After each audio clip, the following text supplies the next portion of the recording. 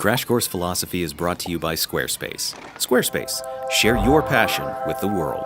A film for your philosophical consideration. The Matrix. You gotta remember the humans floating around in the vats of KY jelly, tubes and wires keeping them alive, stimulating their brains to make them believe that they were experiencing the real world, the world we all think we know. Well, almost 20-year-old spoiler alert here, some of them come out and find that the real world was a desolate wasteland and the lives everyone thought they were living were just fabrications fed into their brains. A select few were rescued from the illusion, but some of them were so unhappy in the real world that they chose to return to the illusion. But Neo, and the others who chose to stay and fight, were the philosophical heroes of the movie, choosing truth at the cost of comfort and happiness. After watching The Matrix, you might have found yourself wondering, could this be true? Could we possibly be stuck in a dream world of someone else's making with no way to tell that our reality isn't real at all? If so, you are not the first person to have wondered about these things. In fact, the original Neo, the guy who really went into battle against the matrix of illusion in order to defend the truth, he was a 17th century mathematician named René.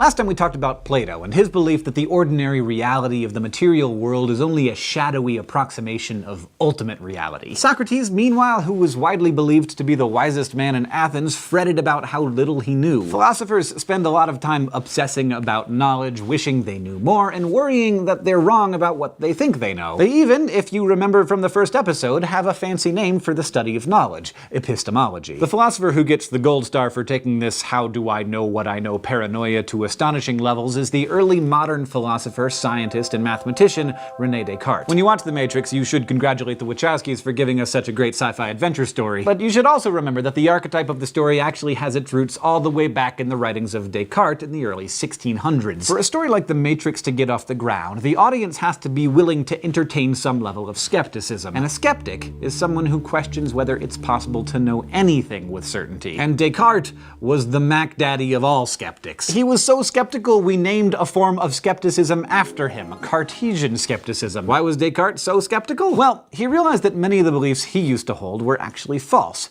We all go through this. It's part of what we call growing up. Learning those horrible truths about Santa and the Tooth Fairy. That you can't actually buy everything you want and need for just $100. That your parents don't really have all the answers. But realizing that he used to believe things that were false really got Descartes to thinking, because when he believed those things, he didn't realize they were false. So what if some of the things he still believed were also false and he just hadn't realized it yet? How could he know that his beliefs were true? Well, after a bit of a freak out, Descartes realized that the only way to make sure he wasn't holding any false beliefs was to disbelieve everything, at least temporarily. He offered this as an analogy. Imagine you have a basket of apples and you're concerned that some of the apples might be rotten. Since the rot could spread and ruin the fresh apples, the only way to make sure there's no rot in the basket is to dump out all the fruit, inspect each apple in turn, and return only the fresh apples to the basket. Knowing that just like rotten fruit, a rotten idea can spread and infect all the ideas around it, Descartes upended the apple basket of his beliefs and decided to start from scratch. If he examined each possible belief carefully and only accepted those about which there could be no doubt,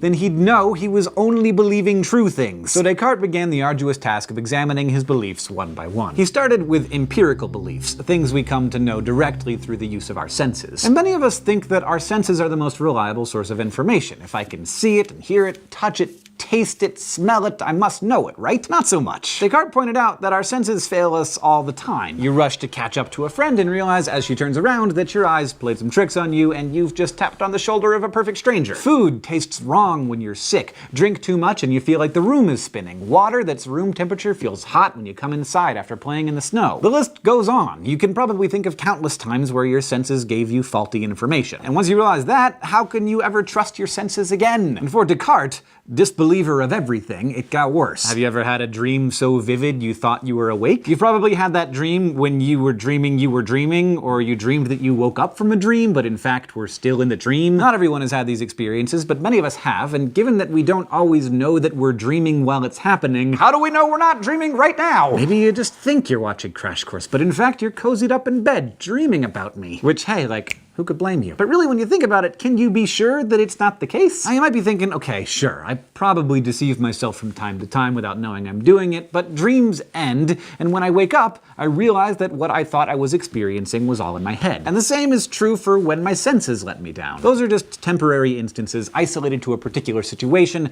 As soon as the situation changes, I can realize that my experience was false. This quality, the ability to check in with yourself and figure out that you're experiencing a deception, describes what Descartes called local doubts. Those are doubts about a particular sense experience or some other occurrence at a particular point in time. Step out of that point and you can check to determine if you've been deceived. But what if everything is a deception? What if everyone is experiencing the same false reality from birth until death? What if nothing is as it seems, just like in the Matrix? This type of doubt, the kind you can't step out of and thus can't check, is called global doubt, and it's the subject of this week's Flash Philosophy. Let's go to the thought bubble. Philosopher Bertrand Russell illustrated the concept of global doubt with this troubling thought. What if the universe was created just 5 minutes ago? In this scenario, known as the 5-minute hypothesis, the creator of the universe could have designed many elements of the world to make them appear pre-worn, so as to seem old. From dinosaur bones fashioned by the creator and planted for us to find, to that scar on your knee put there by the creator along with the preloaded false memory of how you got it. It seems crazy, but there's no way to prove that it isn't the case. The question for Russell was,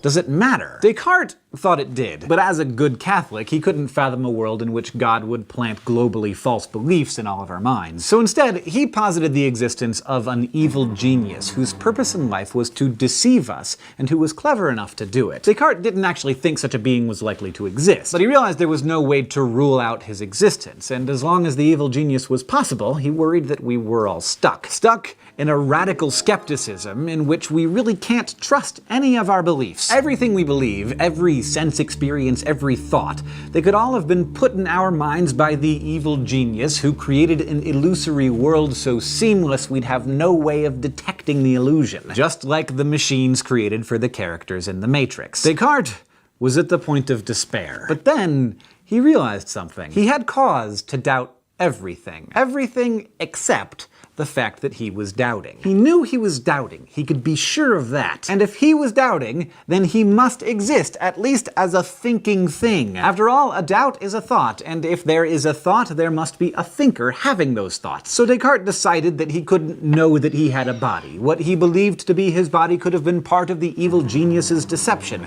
but he must have a mind, or he couldn't be having these thoughts. This was Descartes' aha moment. In his book, Meditations on First Philosophy, he declared, "Cogito ergo sum." I think, therefore I am. It's one of the most famous realizations in philosophy. I cannot doubt my own existence. I can doubt everything else, but I can't doubt that I am, bare minimum, a mind having thoughts. This was Descartes' foundational belief, the first belief he put back in his apple basket. And from there, he figured he could build back up to more certain beliefs. Once he was certain that he was a thinking thing, he began examining his thoughts. And one of his most clear thoughts, what he called a clear and distinct idea, was that God exists. He gave an argument for this, which we're going to examine in a later episode. But for now, take my word for it, it's got some problems. And from there, he considered his beliefs about the physical world and concluded that it, too, actually exists. Ultimately, he determined God wouldn't allow him to have clear and distinct ideas that were false without some way to detect his own error. So he concluded the evil genius is not actually fabricating lies that consume our every waking moment. Descartes managed to reason from cogito all the way back up to having basically all the beliefs he started with back in his apple basket, which is the story of how René Descartes, with the power of skepticism, defeated the threat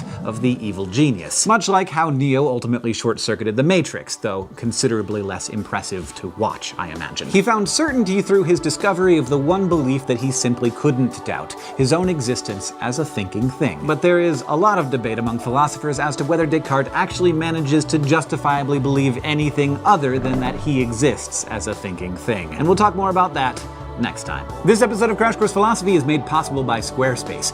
Squarespace is a way to create a website, blog, or online store for you and your ideas. Squarespace features a user-friendly interface, custom templates, and 24/7 customer support. Try Squarespace at squarespace.com/Crash Course for a special offer. Crash Course Philosophy is produced in association with PBS Digital Studios. You can head over to their channel to check out amazing shows like Deep Look, The Good Stuff, and PBS Space Time. This episode of Crash Course was filmed in the Dr. Cheryl C. King Martini Crash Course studio with the help of all of these amazing people, and our graphics team is Thought Cafe.